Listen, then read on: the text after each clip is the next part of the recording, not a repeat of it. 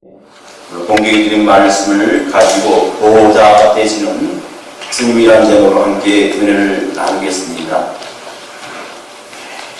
어떤 여인이 있었습니다.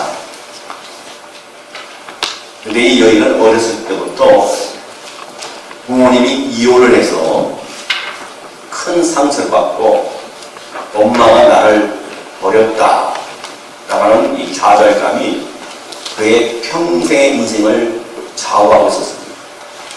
그래서 어머니 대신에 언니를 엄마처럼 의지하고 살았는데 안타깝게도 그 언니마저도 자살해서 죽었습니다. 이것이 한 사람의 인생에 얼마나 큰 상처가 되었는지, 그러다 보니까 이제는 이 여자는 결혼을 해서도 그 상처가 좀처럼 치유되지 않고 늘 자살 충동에 휩싸이게 되었습니다. 그런데 어느 날 이 여인은 자살을 결심하고 수면제를 한 움큼 살폈습니다. 근데 마침 자기 동생이 집에 들어와서 그 언니의 상태를 보고 병원에 실려가서 일찍 발견되었기 때문에 구사일생으로 그 생명을 건질 수 있었습니다. 목숨은 건졌지만 여전히 그 마음의 병은 치유되지 못했습니다. 또다시 자살을 결심하고 수면제를 모으기 시작했습니다. 그때 하나님께서 그녀의 인생에 개입을 하십니다. 이분의 마음속에 죽음 후에 찾아올 고통을 하나님께서 그 여인의 마음속에 집어넣어줬습니다. 그래도 나중에 어떤 성도의 인도함을 받았고 교회를 출석하게 됩니다. 그 결과 그분이 교회를 출석하면서 인격적으로 하나님을 만나면서 그의 삶의 변화가 찾아오게 됐고, 그의 얼굴이 예전과는 달리 헌신과 걱정과 염려가 불안이 두려움이 다 떠나가고 그 얼굴에 평안이 찾아왔습니다. 하나님을 만나서 모든 상처가 치유를 받았습니다. 여러분, 하나님을 만나서 그 인생이 변화되는 이런 사례는 우리 주위에 얼마나 많은지 모릅니다. 우리가 살아가는 인생길이 얼마나 힘듭니까? 참 힘듭니다. 더군다나 초의 길입니다. 한 번도 가보지 않은 인생입니다. 내일 무슨 일이 날런지 우리가 예측할 수만 있다면 우리가 그걸 대비할 수도 있지 않겠습니까?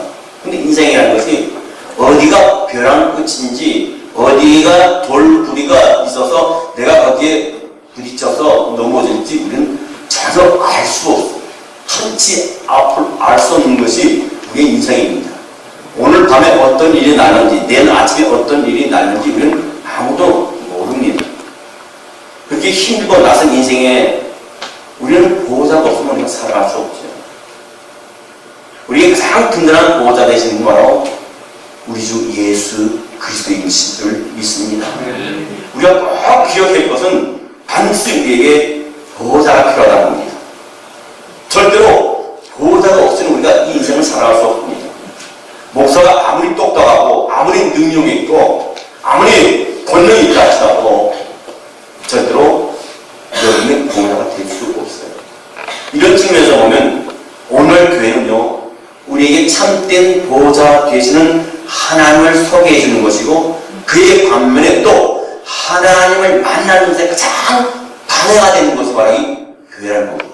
왜 그렇습니까? 말씀을 통해서, 찬양을 통해서, 기도를 통해서, 교우들의 사랑을 통해서 하나님을 만날 수 있는 기회가 되지만은 그 뒤에는 사탄이 역사하게 되면 때로는 목사님을 통해서, 때로는 구역장을 통해서, 구역 인도자를 통해서, 어떤 교우를 통해서 우리가 시험에 들 수 있는 그런 여지가 얼마든지 있기 때문에 겁니다.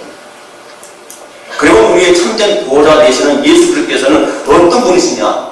오늘 본문의 말씀, 누가복음 5장 말씀을 보면 우리의 보호자 되시는 예수님의 속성 한 가지가 나옵니다. 예수님의 속성 한 가지 뭡니까? 5장 1절 11절 말씀에 보면 갈릴리 바다라고 불리는 게네사렛이라는 호숫가에 있습니다. 지금 게네사렛 호숫가에 사람들이 어마어마하게 몰려들었습니다. 왜 그렇습니까? 예수를 만나기 위해서, 예수를 보기 위해서 많은 무리들이 모여들었어요. 왜 그렇게 예수를 보려고 사람들이 몰려들었습니까? 본문에 보면 누가복음 4장 말씀에 보면 그 이유가 나타납니다. 누가복음 4장 말씀에 보면요, 예수는 신적 능력을 가지고 사람들의 필요를 공급해주셨습니다. 귀신을 쫓아내고 각종 병을 고쳐서 일으켜 세워줬어요. 그 소문이 퍼지자 수많은 사람들이 이 예수님을 만나기 위해서, 예수님을 만나는 자기의 문제를 해결하기 위해서 몰려든 겁니다. 원문밖에 흘려들고 근처에서 몰려들었어요. 그들의 초점은 딱 하나입니다. 예수님을 만나기 위해서. 이렇게 수많은 사람들이 예수님에게 집중하고 있는데 정작 예수님은 그 무리들에게는 관심이 없고 그 하루 인생에 실패한 베드로에게 모든 신경과 마음이 집중되어 있는 것입니다. 베드로가 지금 실패한 마음 보내고 피곤한 몸과 낙심된 마음으로 하루를 좀 정리하고 있습니다. 근데 예수님은 그 실패한 베드로의 배를 이용하셔서 수많은 군주들에게 말씀을 전하고 있다는 거예요. 저는 여기서 감동을 느꼈습니다. 아, 하나님은 실패한 인생을 통해서 쓰시는구나. 세상은 만선을 이룬 사람에게 성공한 사람 갖다가 환영하고 만선을 이룬 사람에게 주목을 합니다. 그럼 보시기 바랍니다. 탕자의 비유에서 보기는 둘째 아들이 자기 아버지의 재산을 가지고 나갔을 때 많은 친구들과 많은 사람들이 그를 따랐습니다. 그와 친구가 되어졌습니다. 그와 함께 동거동락하면서 형락을 즐겼습니다. 그러나 그의 돈이 다 떨어졌을 때 다 떠나갔습니다. 뭔가 있을 때 주목받게 되고 뭔가 있을 때 그와 친구가 되는 것입니다. 세상은 똑같아요. 인기가 있다가 떨어지면 그렇게 열광하던 팬들도 하루아침에 사라집니다. 우리 인생이 그렇다는 겁니다. 세상의 원리가 그렇습니다. 그런데 그런 인생을 살게 된 이 베드로에게 주님은 찾아오셨어요. 베드로가 예수님 만난 다음에 어떻게 되었습니까? 성경에 보니까 베드로가 주님과 동행하는 삶을 살기 시작한 후에 그의 인생의 변화가 일어났어요. 몇 가지 변화가 일어났습니까? 세 가지 변화가 일어났습니다. 첫째는 베드로는 주님을 만나는 게 두려움의 대상이 달라졌다는 겁니다. 예수님을 만나기 전에는 이 베드로는 실패에 대한 두려움을 가지고 있었어요. 그의 현실이 두려웠습니다. 왜 그럽니까? 고기를 잡아서 생계를 이어가야 됩니다. 처자식을 먹여 살려야 됩니다. 근데 한마디도 잡지 못했을 때 이 베드로에게는 생계에 대한 두려움이 있었어요. 여러분, 이 베드로가 수십 년 동안 고기를 잡았을 때 이런 의미는 없었습니다. 적게 잡을지언정 한 마리도 잡지 못한 그런 자는 없었을 텐데 한 마리도 잡지 못했다는 거기에 두려움이 온 있습니다. 그러니까 예수를 만나자 두려움의 대상이 달라졌습니다. 창조주 되시는 하나님을 두려워하기 시작했습니다. 밤새 그걸 던졌지만은 물고기 한 마리 잡지 못하고 실패한 베드로에게 예수님이 다가와서 깊은 데로 가서 그물을 던지라는 그 말씀하셨습니다. 깊은 데 안 던져봤습니까? 낮은 데 안 던져봤습니까? 앞뒤 좌우 다 안 던져봤겠습니까? 근데 낮아진 마음과 겸손한 마음으로 그 말씀에 순종할 내가 말씀에 의지하여 그물을 내리다 했을 때 그 순종의 결과로 그물이 찢어질 정도의 귀한 수확을 이 베드로는 얻게 된 것입니다. 그 놀라운 성공 앞에 베드로가 뭐라고 합니까? 누가복음 5장 8절 말씀에 그런 말씀합니다. 시몬 베드로가 이를 보고 예수의 무릎 아래서 엎드려 이르되 주여 나를 떠나소서 나는 죄인이었다. 이 베드로의 고백을 통해서 그의 영안의 눈이 떠있습니다. 육의 눈으로 보면요 이 상황에서 어떻게 말해야 됩니까? 와, 예수님 이런 놀라운 재주가 있으셨군요. 예수님 저와 동행하십시다. 저는 이 보지 않는데 대가거든요. 자, 이 골짜기 전문이니까 예수님 어디 그물을 내면 되는지 알려주기만 하면은 말씀만 하면 우리는 대학 나겠습니다. 그렇게 얘기할 수 있습니다. 그러나 이 베드로는 예수 앞에 사업 제안을 하지 아니하고 그 무릎 아래 엎드려서 자신을 떠나달라고 고백해요. 왜 그럽니까? 왜 베드로가 이런 행동합니까? 이 행동을 하는 그 이후에 예수님이 이 베드로가 어떤 마음으로 그런 얘기를 했는지 예수님은 그 베드로의 심령을 꿰뚫어 보시잖아요. 뭐라고 말씀합니까? 누가복음 5장 10절 말씀에 제베데의 아들로서 시몬의 동업자인 야고보와 요한도 놀랐습니다. 예수께서 시몬에게 이르시되 무서워하지 말라. 이후 이제 후로는 너가 사람을 취하리라 하시니. 베드로가 예수를 두려워하는 모습을 봤습니다. 광야의 부사에 어떤 분이길래 밤새도 한마디도 잡지 못한 나에게 말씀 한마디로 근데 그 말씀에 순종하여 금을 던졌는데 이렇게 역사의 자기 볼 잡은 중에서 이렇게 역사한 일이 없었다는 겁니다.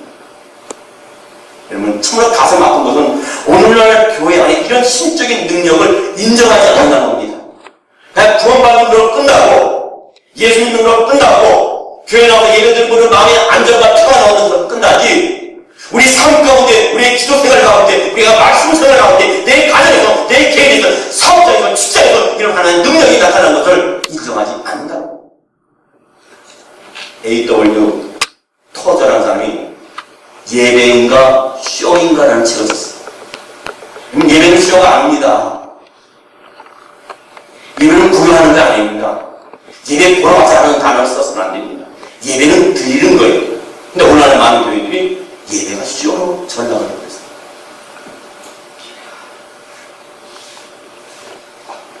그분이 이런 글을 썼습니다. 많은 교회가 기독교의 진리에 물을 타버렸다.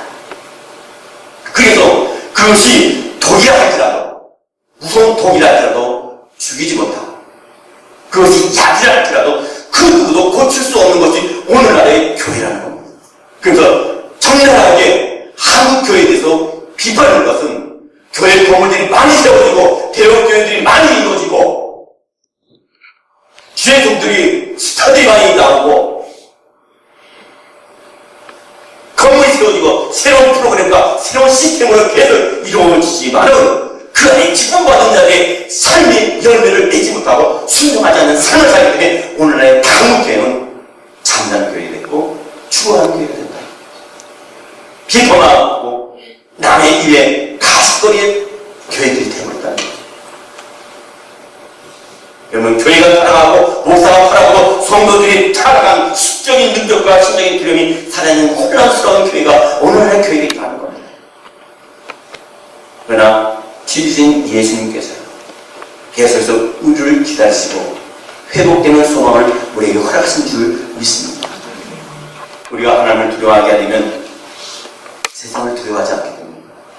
우리가 하나님을 두려워한다면 세상에 겪는 어떤 시련과 아픔과 고통과 실패에도 나를 피할 수 없어. 세상을 두려워하느냐 하나님을 두려워하느냐는 둘 중에 하나입니다. 여러분이 두려워하는 것이 눈에 보이는 세상 것이라면 여러분은 하나님을 두려워하지 않는 사람이라는 겁니다. 하나님을 두려워하지 않는 사람이라면 세상에 그 어떤 것도 하나님을 두려워하는 사람이라면 세상에 어떤 것도 두렵지 않아요. 나의 고난이 온다 할지라도 실패가 온다 할지라도 비록 내 비즈니스의 수입이 비록 소상이 적을지라도 두려워하지 않는 것은 하나님이 나와 함께 하기 때문에 그 마음속에 하나님이 계시기 때문에 하나님 하는 자녀를 나가게 하신 분이 아니시기 때문에 몇 년 전 우리나라의 초대 문화부 장관이었던 여러분이 잘 아시는 이어령 박사가 계십니다. 그분이 예수 믿고 회심한 이야기가 나옵니다. 근데 이분은 그 시대의 대표적인 지성인입니다. 그리고 무신론자입니다. 무신론자는 뭡니까? 하나님을 믿지 않는 게 아니라 하나님의 존재를 없다고 인정하잖아요. 무신, 없을 무슨 하나님 신잖아요. 신잖아요. 하나님이 없다는 사람입니다. 2007년 우리나라가 단기 송교팀이 아프가니스탄에 갔을 때 피랍 사건 그때 이여령 박사는 예수님을 영접하고 세례를 받았어요. 그리고 그 사실을 갖다가 대중들에게 공개했습니다. 나는 무신론자였다. 하나님이 없다고 하나님이 인정하지 않는다 했는데 내가 예수님을 영접하고 세례받고 내가 구원받았다고 공식적으로 다니면서 강의할 때마다 선포를 했어요. 이여령 박사가 예수님을 영접하게 된 때에는 그분의 딸 이민아 목사님이 계십니다. 그녀에게 두려움의 대상이 바뀌는 한 사건이 있었어요. 유명한 아버지를 둔 유명한 부모를 둔 자식들은요 피곤합니다. 스트레스 많이 받습니다. 이 이영식 딸도 마찬가지예요. 초등학교에 들어가서 신학기가 되면 매 학기마다 선생님이 바뀝니다. 그러면 선생님이 담임 선생님이 들어오면 여기 이영식 딸이 누구냐? 우리 반에 왔다는데 한번 손 들어봐라. 그래서 이 어린 마음에 너무나 부담스럽고 너무나 스트레스를 쌓였어요. 이 어령이 딸이 나는 모범적이게 된다. 나는 그 누구보다도 이 어령을 아버지를 뒀기 때문에 공부를 잘해야 된다. 나는 이 어령을 아버지를 뒀기 때문에 나는 아버지 얼굴에 목칠해서는 안 된다 하는 것이 그 강박관념이 계속 쌓이고 있었어요. 그 강박관념 때문에 이 어령세의 딸 이민아 목사님은요 마음이 편안하게 없었어요. 게다가 아버지가 너무 바쁜 탓에 너무 바쁘니까 이 아이는 늘 아버지에 대한 그 사랑에 목이 말라 있었습니다. 아버지가 오신 날 아버지한테 다가가면 아버지가 그럽니다. 저리가 아빠 지금 피곤해. 그리고 아이를 물리치기를 일쑤였어요. 그런 아버지의 외면에 아이의 상처를 받았습니다. 아버지 좀 안기고 싶고 아버지에게 좀 재력을 부르고 싶은데 그런 틈을 안 주는 거예요. 어릴 때부터 인생의 무게를 짓누르는데 도움을 구하는 부모님은 자신을 외면하고 있으니 이것이 두려움과 함께 공포로 다가왔어요. 밤만 되면 두려움 때문에 잠을 제대로 못 잡니다. 새벽 1시, 2시만 되면 여지없이 잠자는 가운데 이상하게 어떤 존재에서 가위를 눌려. 그러면 가위를 눌려본 성도는 알잖아요. 가위 눌려본 경험이 저도 한 2-3번 있었어요. 그 가위에 눌리는 거는요, 내가 심적으로 엄청 스트레스를 받을 경우나 아니면 두 번째는 내가 육체적으로 상당히 쇠하해집니다. 세 번째는 사탄이 역사해요. 이 세 가지. 매일 밤 1시, 2시만 되면 여지없이 가위 눌림에 의해서 숨을 못 쉬는 그런 고통의 밤을 보내는 거예요. 이번에는 아버지 나 도와주세요. 엄마 나 좀 살려주세요. 그런데 입 안에서만 더 입 밖으로 나오지 않는 거예요. 그것이 계속 치다 보니까 불을 끄고는 잠을 못 자고 불 켜고 잠을 자는데 그러니까 불면증이 시작이 돼요. 약이 없으면 잠을 이루지 못해요. 근데 어느 날 이 어린아이분의 집안에 큰 어떤 밀는 미역가루가 그걸 통해서 술이 들어오고 양주 위스키가 막 들어오고 그래서 몰래 그 위스키 한 잔을 먹었어요. 근데 잠을 잘 잤어요. 그래서 이 어린 나이에도 불구하고 자기가 잠을 자고 싶어서 매일 밤 술을 의지해서 잠을 자요. 그래서 술 중독이에요. 얼마나 기가 막힌 일입니까? 잠이 안 오면 계속 위스키를 계속 먹으면서 잠을 자는 거예요. 그는 투명이 늘 떠났어요. 지성인인 딸답게 그녀도 지성인입니다. 국내에서 명문대학을 나와가지고 미국으로 이민 와가지고 미국에서요 검사도 하고 변호사도 하면서 성공 실주를 계속 했습니다. 근데 행복하지 않았습니다. 남편과 이혼했는데 그리 또 엎친 데 격치격으로 이 여인에게 암이 들어왔습니다.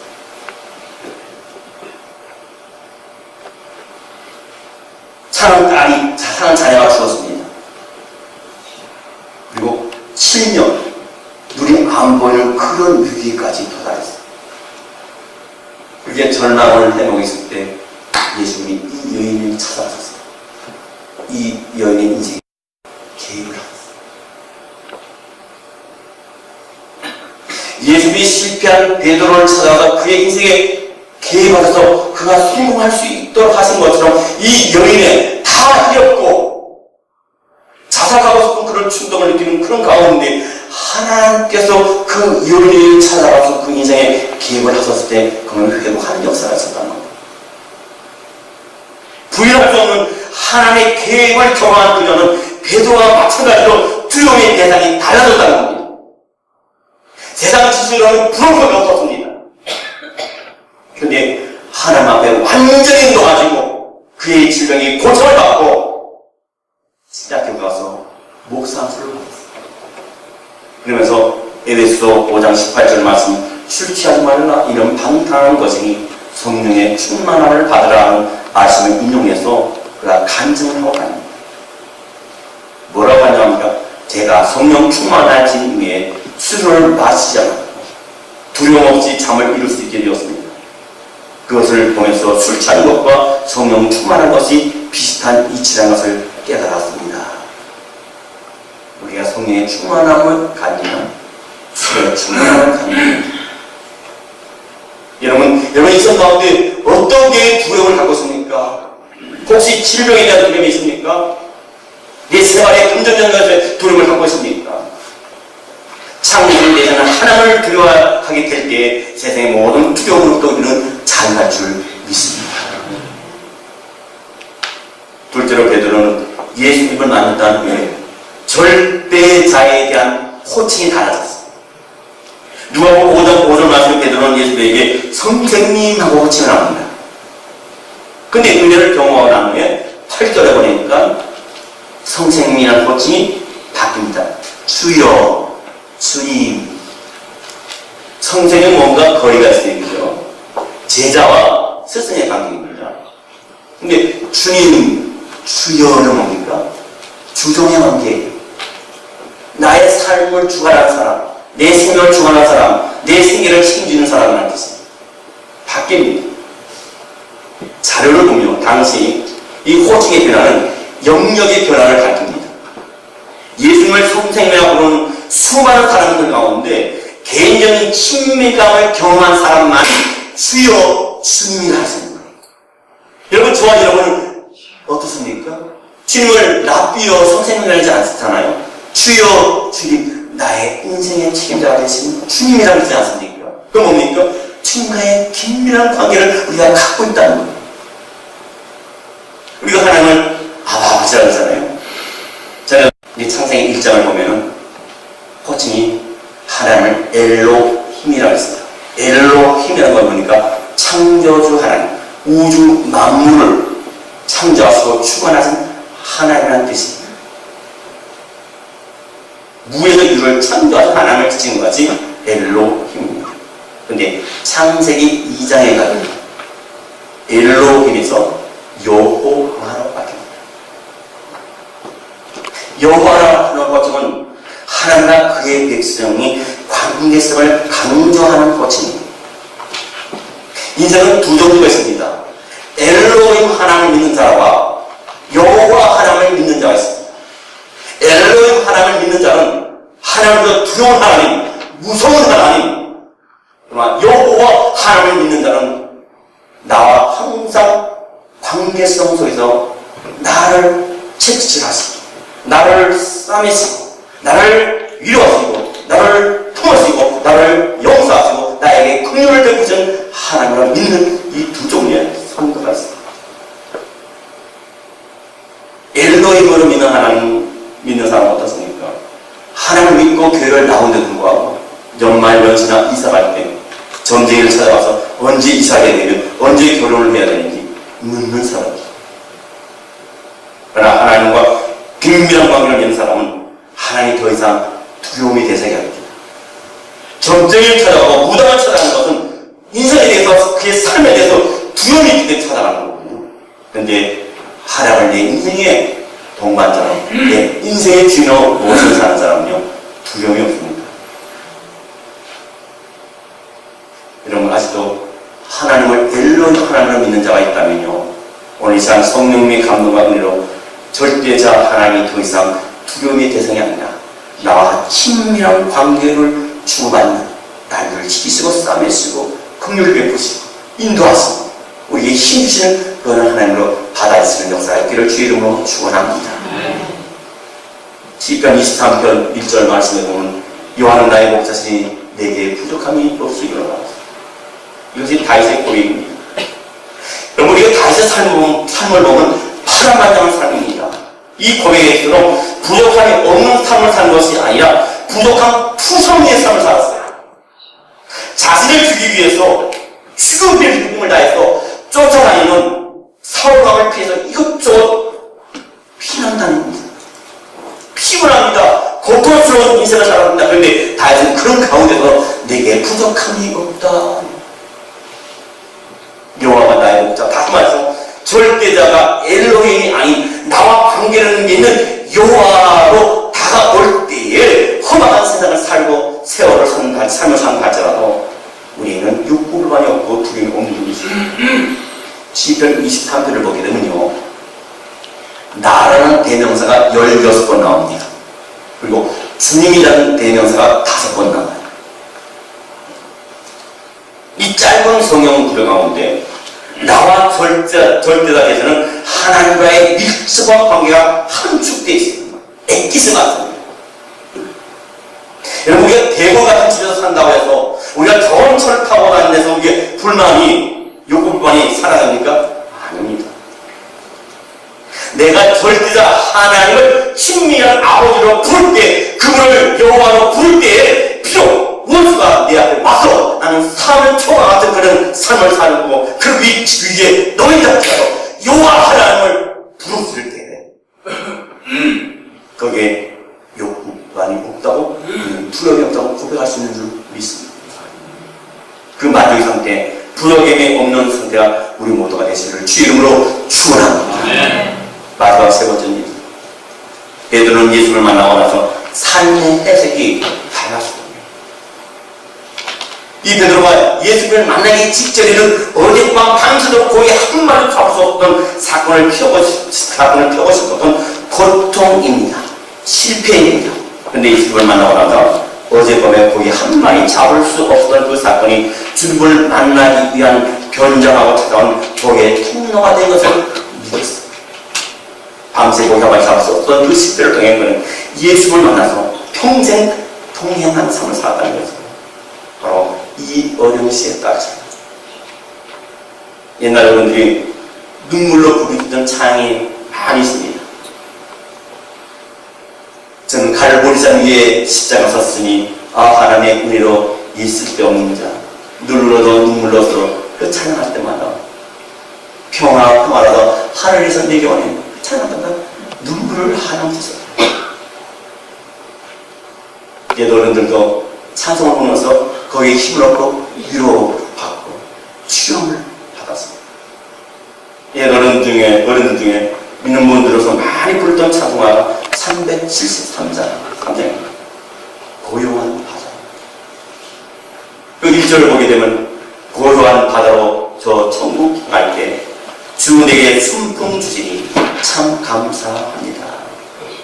복에 그 고개를 넣으면서 먹을 것이 없는데 자식은 7살은 나왔는데 애들은 배가 고프다고 학교 다니는데 학비를 달라고 하는데 배고프게 먹일 수 없고 학비를 줄 수 없는 그런 상황 가운데에서 마음이 찢어지는데도 내게 순풍 주시니 감사합니다 찬송하면서 순풍 주실 것을 믿고 그 믿음으로 그 소감 가지고 그 찬송을 보면서 믿음으로 그 삶을 극복해 나갔다는 거예요.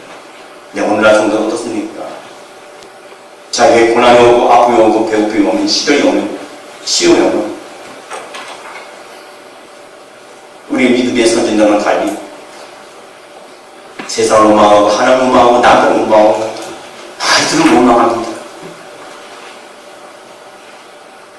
그러나 이 믿음의 선진들도 내게 순풍주를 감사합니다. 자녀의 눈물 짓는 그 눈물 안에 주님이 정말로 순풍을 주시는 간절히 바라는 그 소망이 있었기에 내 삶 속에 비록 난 갖고 있는 것을 갖지 못했다. 그 마음에 부자가 주님의 기쁨에 풍성함이 있었는 것입니다. 2절 말씀을 보게 되면 그 물결 일어나 나 쉬지 못하나 이 풍랑으로 인하여 더 빨리 갑니다. 여러분, 인생은 해석이에요. 내가 시험이 있고 고난이 있고 역경이 있고 아픔이 있고 질병이 있다 하더라도 그것을 어떻게 해석하냐에 따라서 그 인생이 달라진 겁니다.